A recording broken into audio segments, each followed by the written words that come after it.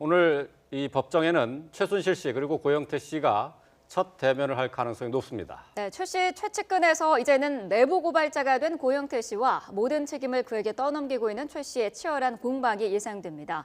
또 특검은 이번 주 내로 박 대통령 대면 조사를 추진할 것으로 보이는데요. 김태현 변호사, 최영일 평론가와 함께 이야기 나눠보겠습니다. 네, 안녕하십니까. 안녕하세요. 예. 자, 오늘 고영태 씨가 법정에 출석하는 게 지금 언론의 네. 가장 중요한 뉴스 가운데 하나입니다. 네. 그동안 잠적을 해가지고 어디 있는지 행방을 모르고 그렇죠. 있었던 고영태 씨 어떻게 나온 겁니까? 대한민국 영토 내에 있는데 이 게이트 관련한 다수 증인들이 뭐 종적을 감추거나 이 행방불명 상황이에요. 네. 이게 굉장히 전 이례적인 일이다. 여기는 고위공직을 지냈던 청와대 전 비서관들도 있습니다. 예. 안봉근 이재만 비서관도 있죠. 고영태 씨는 우리가 청문회에서 이미 얼굴을 봤던 진술을 또 들었던 인물인데 한동안 무슨 이유에선지 잠적 상태에 있다가 이제서야 오늘 법정에 등장을 하는 건데요. 네. 가장 많은 이제 국민들이 관심이 높은 것이 사실 이 게이트가 벌어진 이후 최순실과 고영태의 첫 대면이라는 점입니다. 예. 정말 직접 대면은 처음이고 최순실 씨는 직접 질문을 하게 해주세요라는 또 요청까지 하면서 과연 무슨 이야기가 터져 나올 것인가 오늘 좀 긴장감이 높아지고 있는데요. 네. 어찌 보면은 이게 또 감정의 골도 있는 상황 아닙니까? 한때는 동업관계였다가 네. 고영태 씨의 내부 고발로 최순실이 지금 거의 어찌 보면 이 지경에 처해 있는 상황이기 때문에 굉장히 증오감도 클 것 같고요. 네. 또 우리가 그동안 본 최순실의 성격으로 봤을 때도 오늘 또 돌발적인 발언 혹은 뭐 설전이 펼쳐질 가능성도 높아 보입니다. 네. 그 돌발적인 상황 가운데 하나가 최순실 씨가 그 증인들에게 직접 질문할 기회를 달라, 변호인을 통하지 않고 본인이 직접 질문하게 해달라고 요청하지 않았습니까? 어느 정도 수위로 예상을 할 수 있을까요? 가능은 해요. 뭐 가능은 하고 어차피 이제 피고인 측에서 그 신문하는 건데 변호인이 대리해서 하든지 아니면 네. 피고인 본인이 할 수도 있는데 그러니까 문제는 이제 이경재 변호사 그거를 어느 정도 선에서 허용할까라는 거죠. 예. 소송 전략적으로 보면 제가 봤을 땐 그 바람직한 방법은 아니에요. 네. 그러니까 사실 그러니까 누구 입장에서요? 최순실 최순실 입장에서 뭐가 입장에서. 터져 나올지 예. 모르기 때문에 예. 그게 사실은 돌이킬 수 없는 내용이 나올 수도 있거든요. 네. 감정이 좀 복받치게 되면. 그렇기 때문에 사실은 이경재 변호사가 뭐 지난 주말이라든지 뭐 금요일 날 목요일 날 그 구치소 접견을 가서 자, 이렇게 이런 걸 물어보자라고 전략을 짜고 당신이 물어보고 싶은 거 있으면 내가 대신 해주겠다라고 해서 이경재 변호사가 이렇게 완화해서 질문한 게 맞지. 예. 만약에 최순실씨가 거기서 뭐 욱해가지고 이것저것 다 털어놓게 되면 그거 최순실 씨한테 과연 도움이 될지 장담할 수 없거든요. 네. 그렇기 때문에 제가 이경재 변호사라면 철저하게 최순실 씨한테 본인 신문을 막고 변호인이 이경재 변호사가 직접 할 건데 네. 최순실 씨가 좀 워낙 간단치 않은 인물 아니겠습니까? 그러니까 제어가 될지 그건 좀 네. 의문이네요. 예. 네. 자, 그렇다면 오늘 그 어떤 내용으로 공방을 펼칠지가 이게 네. 관심사 가운데 하나인데 먼저 이제 청문회 당시에 고영태 씨가 어떤 얘기를 했는지 그걸 잠시 듣고 오겠습니다.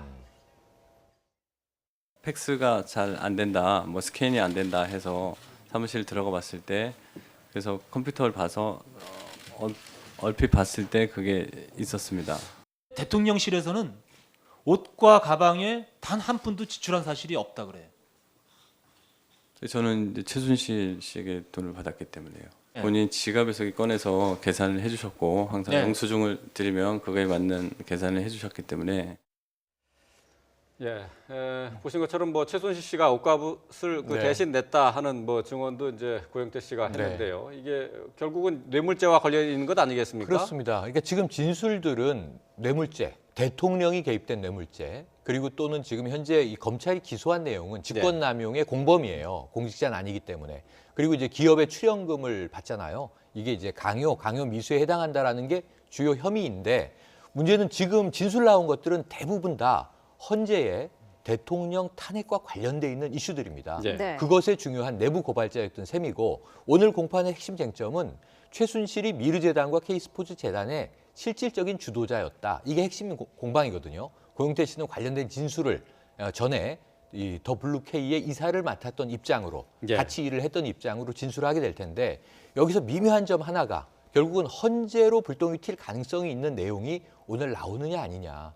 헌재에서는 고영태 씨가 나오지 않은 상황에서 이미 대통령 대리인 측이 최순실과 고영태의 관계의 본질은 무엇이냐, 속성은 무엇이냐 이 문제를 계속 제기하고 있거든요. 네. 그러니까 오늘 그와 관련된 얘기가 나올 것인가. 아까 이 김 변호사 얘기대로 최순실 씨가 감정을 억누르지 못하고 뭐 관련된 이야기가 혹시 욕이라든가 튀어나오면 법적 모독죄가 되는 거고요. 네. 그렇지 않고 의외의 개인적인 이슈가 튀어나오게 되면 재판장은 전 제지할 것으로 보여집니다. 오늘 공판과는 직접 관련이 없거든요. 네. 다만 세간의 관심은 매우 높아지겠죠.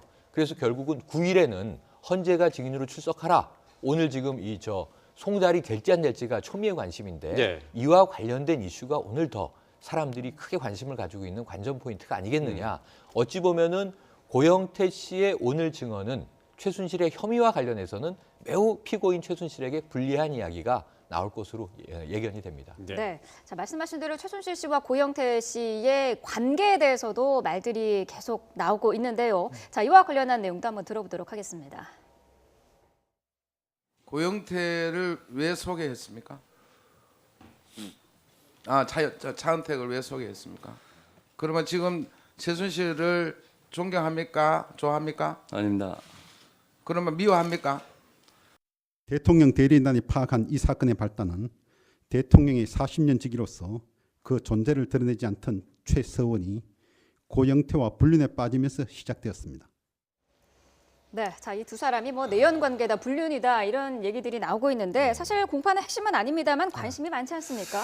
그러니까 공판의 직접적인 요증 사실은 아닌 거죠. 검찰이 네. 입증하고 공소 사실은 뭐 저 불륜 얘기가 들어가 있지는 않는 건데 이제 네. 문제는 어떤 문제가 있냐면 이 최순실 씨 입장에서 보면 고영태 씨의 진술의 신빙성을 탄핵을 해야 됩니다. 그러니까 자, 고영태라는 사람이 어떤 얘기, 우리한테 불리한 얘기를 하고 있는데 그건 이 고영태 씨가 최순실 씨와 기본적으로 어떤 인간적인 관계가 틀어져서 복수심에 저런 거짓말을 해낸 거다. 아마 이렇게 해서 그 말을 믿을 수 없다. 이렇게 가고 싶을 거거든요. 네. 네. 그러면 왜 고영태 씨가 최순실 씨와 사이가 틀어졌는지 이걸 설명을 해야 되거든요.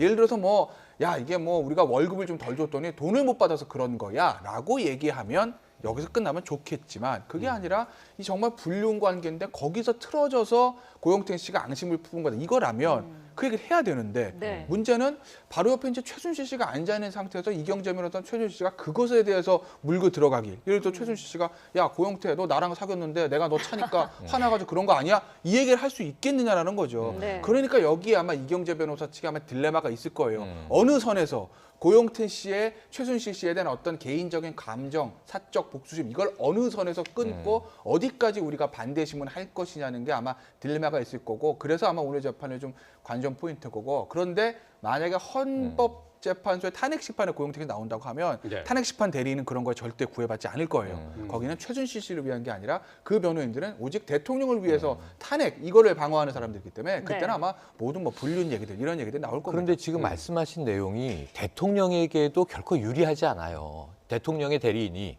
이 메시지의 신뢰성을 문제 삼기 위해서 메신저가 어떻게 살아왔나, 어떤 사람이었나 이걸 밝히는 거 이해합니다. 그 취지가 충분히 의도가 읽히는데 네. 문제는 불륜이다, 내연관계다 또는 구역질라는 이런 표현까지 썼어요. 대통령 대리인 이중환 변호사가. 네. 그런데 문제는 최순실의 품행도 같이 세간에는 나빠진단 말이에요. 최순실은 대통령의 비선 실세고 대통령의 40년지기 절친으로 알려져 있는 사람입니다. 그러면 고영태나 최순실이나 다 폄훼가 돼버리는 상황에서 대통령은 고고할 수 있겠느냐 하는 문제예요. 그러니까 지금 우리가 이야기한 대로 법적인 법리적 공방 외에 세간의 관심이 이런 약간 가십성, 스캔들 문제에는 굉장히 이제 뜨거울 수 있는데 대통령 대리인단의 입장으로 돌아가서 차분하게 생각을 해보면 말이죠. 네. 이게 정유라의 강아지 때문에 두 사람의 관계가 틀어졌든 아니면 돈, 거래 관계 때문에 틀어졌든 사업 관계 때문에 네. 아니면 남녀 관계인데 감정이 돌아서서 틀어졌든 그것은 발단일 수는 있으나 그 다음에 비선 실세 국정농단과 관련된 여타의 증거들 예를 들면 안종범 전 비서관의 수석의 수첩이라든가 정호성 전 비서관의 녹취 파일이라든가 이거는 불변의 물증이 돼버린 거거든요. 네. 그래서 팩트를 거짓으로 돌릴 수 없는 상황에서 이것은 굉장히 지엽적인 문제인데 한 가지 효과는 있겠죠. 대중들의 관심을 엉뚱한 곳으로 돌려서 만약 오직 시간 끌기가 문제라면 그럴 수는 있으나 지금 차은택 감독은 남녀관계라고 주장한 거 아닙니까? 노승일 부장은 업무상의 상하관계, 수직관계라고 또 증언하고 있는 거 아닙니까? 네. 이 좀 무엇이 지인인지 확인되지 않는 이 상황이 과연 결과를 바꿀 수 있는 것이냐 하는 점은 의문이 남습니다. 네. 네.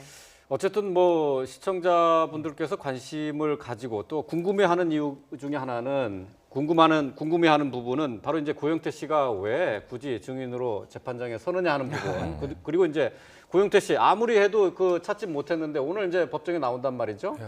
그러면은 헌재에서 출석 요구서를 전달 못했는데 오늘 나올 때 전달해 줄 수 있는 건 아닙니까? 예, 이게 사실은요, 뭐 우리 법정에 반드시 출석해야 될 의무가 있는 건 아니에요. 그러니까 출석 안 했다고 형사재판 증인으로 출석 안 했다고 해서 뭐 구속되는 것도 아니고, 물론 뭐 과태료의 처벌이 있긴 있지만 나와야 됐음에도 불구하고 그런 나와야 되는 재판에 나왔는데 우리가 관심 가진다는 게 워낙 그동안 안 나온 사람이 많아서 예, 그런 거 그렇죠. 아니겠습니까?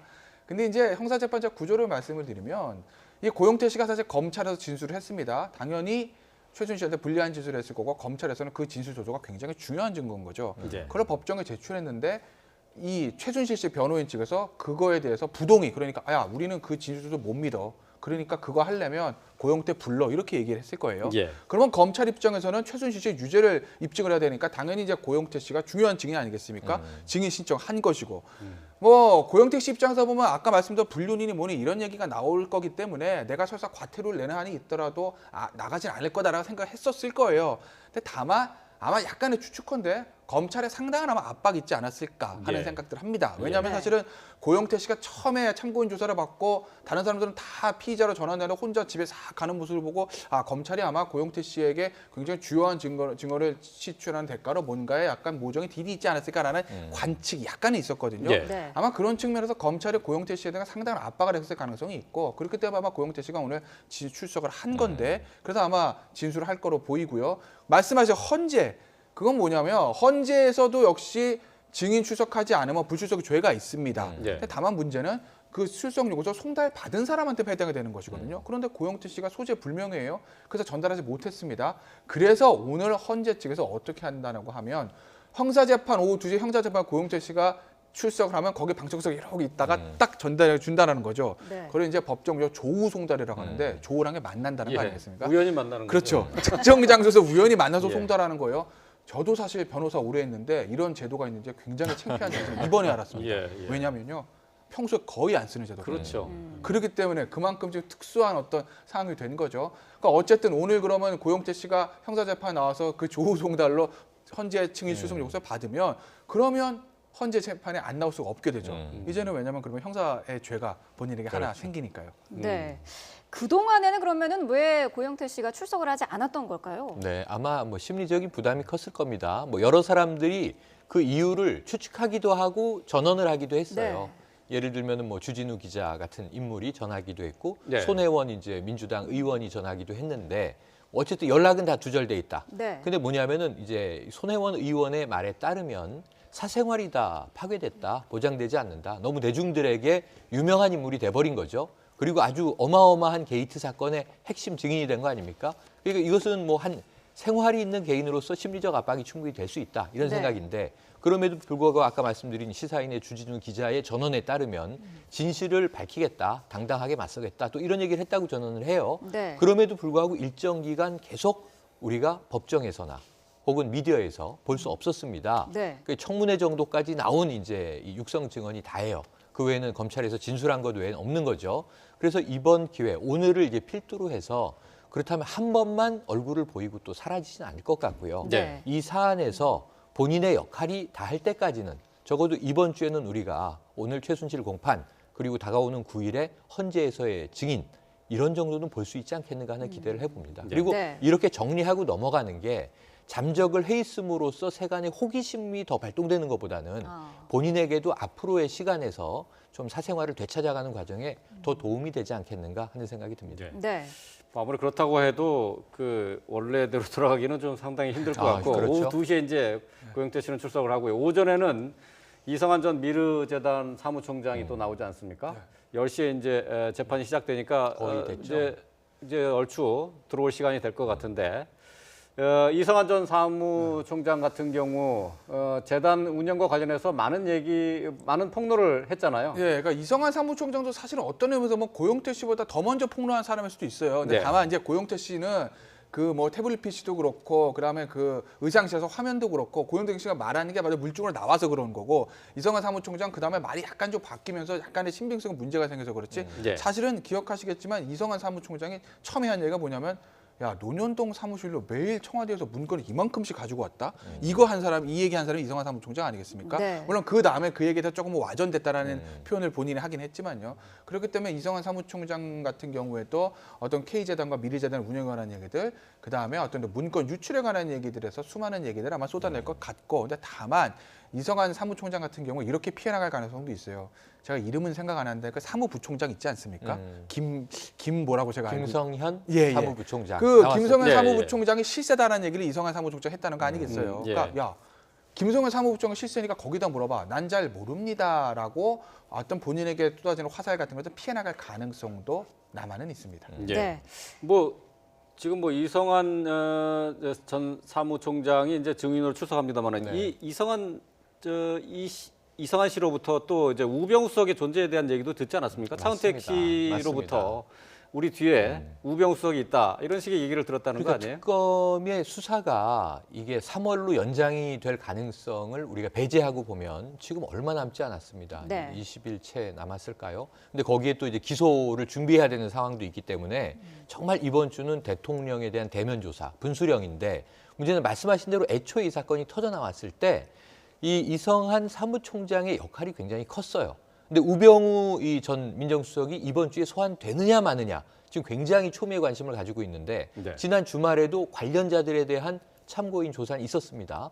뭐 사실은 이제 이 저 학고제 갤러리 우 대표도 나왔었고요. 네. 그리고 이제 저 백승석 경위라고 이 병역 특례 아들의 문제도 나왔었고요. 코너링 발언을 한 인물로 이제 유명하죠. 그렇죠. 그런데 이제 이 우병우 수석 소환할 것이냐인데 입증해야 되는 게 두 가지 덩어리가 있어요. 네. 하나는 그동안 쭉 나왔던 개인 비리, 주로 주식회사 정강, 처가회사와 관련한 것이고 하나는 민정수석으로서의 혹은 청와대 들어가는 민정비서관으로 들어가는 과정부터 청문회에서 본인은 김기춘 실장이 추천한 것으로 안다. 네. 김기춘 실장은 아니라고 부인했어요. 이 상황부터 여러 가지 밝혀야 될 게 많은 겁니다. 최근에는 문체부의 5명의 관료들에 대해서 좌천 지시를 했다. 이거 명백한 인사 개입으로 직권남용에 해당하는 겁니다.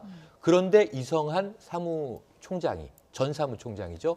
핵심적인 증언이 차은택 감독이 중국에 나가 있고 하던 이 초기 상황에서 자 우리는 우병우 민정수석이 뒤를 봐줄 거야. 모든 걸 다 방어할 수 있어. 걱정하지 마. 이런 이야기를 내부자들에게 했던 증언이 이제 전해져 나온 거죠. 예, 네. 이것이 팩트인가 아닌가가 이번 주에 우병우 전 민정수석을 놓고 뭐 리틀 김기춘이라는 별명도 있고요. 제2의 법꾸라지다 뭐 이런 별명도 있는데 어떻게 될 것인가 국민들이 가장 관심 많은 대목인 것 같습니다. 예. 네. 자. 자, 이제 특검 이야기로 넘어가 보도록 하겠습니다. 청와대 압수수색. 뭐 일단 특검은 오늘까지는 청와대 측의 입장 변화를 기다려 보겠다라는 건데 변화할 수 있을까요? 입장 변화가 없을 겁니다. 특검 그걸 모를까요? 뭐 알다는 얘기고 그러니까 특검이 사실은 어떻게 보면 방법이 없다는 얘기예요. 네. 그러니까 뭐그 이규철 특검부의 브리핑을 들어보면 아 우리 도저히 방법이 없습니다. 막 이런 얘기는 딱 그 하지는 않지만 그 속내를 들어보면 사실 그런 고민이 굉장히 묻어 있다는 걸 우리가 알 수는 있거든요. 왜냐하면 네. 어쨌든 형사소송법에 국가의 어떤 중대한 이익과 관련이 있을 때는 기관회장이 거부할 수 있는 거고 청와대는 그 칼을 지금 뭐 전가의 보도 좀 휘두른 거 아니겠습니까? 그리고 정치적인 거 다 빼고 순수하게 더 법리적인 측면만 보면 청와대 측면 주장도 이른 뭐 타당한 측면도 있어요. 왜냐하면 예를 들어서 정무조직 컴퓨터에 블랙리스트 관련 자료를 보러 들어갔는데 거기 네. 그것만 있지는 않을 거 아니에요. 온갖 게 다 있습니다. 네. 그걸 싹 특검이 다 통째로 들고 가서 거기서 압수수색 그 자료 분석을 할 때 특검의 수많은 파견 검사들, 뭐 변호사들, 수사관들 그리고 수많은 기자들을 지휘치고 있는데 그게 밖으로 새나갈 가능성을 조금이라도 염두에 두지 않을 수가 없는 것이죠. 청와대 입장에서. 그렇기 때문에 청와대는 그걸 계속 주장을 하는 거고 그렇기 때문에 특검도 청와대가 반대하는 이상 강제할 방법이 없기 때문에 지금 고민이 없는 거죠. 국민의 어떤 요구사항은 높지만 네. 그래서 아마 특검이 고민하고 있는데 이것이 현실이고 이것이 현행 법 제도이기 때문에 이 부분에서 특검에 대해서 조금 우리가 좀 이제 자유롭게 놔줘야 될 때가 아닌가 싶어요. 네. 있는 제도에서 활용을 해야지 있는 제도에서 안 되는 거 특검 보고 억지로 들어가서 가져와. 청와대 무조건 의행 이렇게 할 수도 없는 노래 아니겠어요? 그런데 어쨌든 뭐 압수수색의 중요한 이유가 네. 또 하나 이제 드러났다고 할까요? 네. 안종범 수석의 수첩이 청와대 경내 사무실에서 또 발견된 거 아닙니까? 그러니까. 39건이나 있는데 이게 특검에서 들어가서 그 조사하지 않는 한 이런 네. 자료를 얻을 수가 맞습니다. 없는 거 아니에요? 그러니까 안종범 전 수석이 중요한 대목에 진술을 했습니다. 처음에 17건은 압수수색으로 나와서 여러 가지 아주 중요한 정황으로 활용이 됐던 건데 네. 39건을 추가로 제출했어요. 자발적으로 제출했는데 집에 어디 창고에 숨겨놨다 꺼내온 게 아니라 A 씨라고 하는 주변 지인에게 부탁을 해서 네. 본인은 구속돼 있으니까 청와대 경내에서 쇼핑백에 가득 담겨 있던 이것을 찾아 꺼내 왔다는 겁니다. 네. 특검에 제출이 됐습니다. 왜 그랬느냐? 청와대 경내는 안전할 것 같아서. 예. 이거 굉장히 중요한 얘기입니다. 그렇죠. 그러니까 김기춘 전 실장 지금 압수수색했는데 아무것도 안 나왔잖아요. 그런데 특검이 그 주변 CCTV를 복원했더니 삭제했는데 압수수색 전에 이미 여러 가지의 물품들이 이동되는 정황을 확인했다는 거 아닙니까? 그러면은 이삿짐센터 용역 직원이라도 어디로 갔는지 알 텐데 가족들이 했다는 거 아닙니까? 그럼 문제는 이게 그럼 김기춘 전 실장의 여러 가지 뭐 증거 기록이라든가 관련된 물품들이 어디로 이동됐을까? 어디 시내 모처로 갔을까? 지방으로 갔을까? 지금 이 사안을 보고 나니까 청와대 경내로 이동했을 가능성도 있다. 예. 왜냐하면 비서실장 재직 당시의 기록들입니다. 이걸 청와대 창고에서 좀 맡아주세요. 이래서 비선 실세라든가 우리가 보안 손님이 드나든 걸 알고 있는데 특검에 그 압수수색이 막혀서 대치하던 상황에서 택배 차량이 드나든 것도 문제가 되고 있죠. 국민들은 택배 차량은 들어가는데 법원에 압수수색 영장을 가지고 간 특검은 왜 막혀 있느냐 네. 이런 질타가 나오는 상황인데 그렇다면 지금 경내 수색의 필요성은 더 높아져 있다고 봐야 돼요. 그러니까 이런 등등의 문제들을 봤을 때 네. 청와대 압수수색 거부가 타당하냐? 저는 여기 김태현 변호사가 앞에 계시지만 답답한 게 형사소송법 110조와 111조를 청와대는 들이밀었고 네. 특검은 특검법에 의해서 압수수색을 할 수 있고 법원이 발부한 영장을 가지고 있는데 이걸 결정해 줄 기관이나 사람이 없다. 그래서 황교안 권한대행에게 지금 이제 어떤 협조 공문을 보낸 상태라는 거 아닙니까? 총리실은 우리 권한이 아니다라고 하는 거고요. 대통령은 직무정지가 돼 있고요. 그럼 이 형사소송법에 이 적시돼 있는 기관장이 누구냐? 비서실장과 경호실이라는 게 청와대의 판단인데 이것을 아무도 법조계에서 해결해 줄 제도가 없다. 물론 이번 정부의 헌정사상 초유의 일이 많이 벌어지고 있긴 합니다만 저는 청와대 앞에 행진 100m 앞, 200m 앞 이것도 법원의 판단을 받잖아요. 네. 그럼 법원이 이거 판단해 주지 못하는 것인가? 국민들은 참 의아해할 것 같습니다. 네. 네. 어쨌든 뭐 당사자인 청와대에서 못 받겠다 하면 뭐 방법이 없다는 거죠. 그러니까 현실적으로 그렇죠. 불가능하다는 네. 얘기를 하신 거죠. 예, 그러니까 그 대통령 실장과 경호실장에 사인을 하지 않으면 그래 들어와라고 하지 않으면 그게 방법이 없어요. 그리고 그 권한은 대통령 실장과 경호실장에게 있는 것이 대통령이 있는 게 아닙니다. 네. 알겠습니다. 자, 이거 말고도 이제 특검에서는 박근혜 대통령에 대한 대면 조사가 있는데요. 이번 주 후반 8일이나 9일쯤 실시할 것으로 예상이 되고 있습니다. 네. 좀 더 얘기를 나눠보고 네. 싶지만은 시간이 다 돼서 여기서 줄이도록 하겠습니다. 김태현 변호사 그리고 최영일 평론가와 함께했습니다. 고맙습니다. 고맙습니다.